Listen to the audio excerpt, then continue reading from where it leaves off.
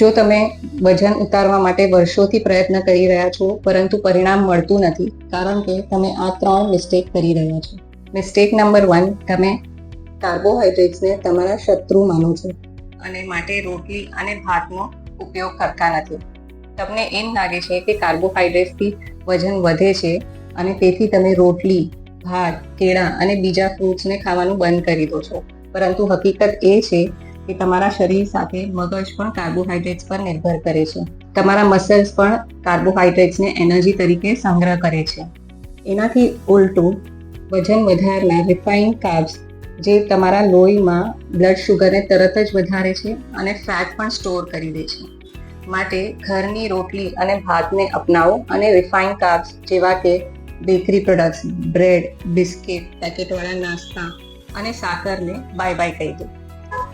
Mistake number 2, તમે વજન ઘટાડવા માટે કલાકો સુધી જીમમાં પસીના પાડો છો. અમેરિકન કોલેજ ઓફ સ્પોર્ટ્સ મેડિસિનના અનુસાર દિવસમાં 40થી 50 મિનિટ એક્સરસાઇઝ કરવાથી વજન ઘટી શકે છે. તો તમારે સપ્તાહમાં 5 દિવસ ફક્ત 40થી 50 મિનિટ એક્સરસાઇઝ કરવાની છે.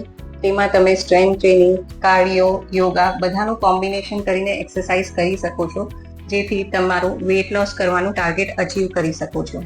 માટે હવે જીમમાં કલાકો સુધી વર્કઆઉટ કરીને પસીના પાડવાની જરૂર નથી.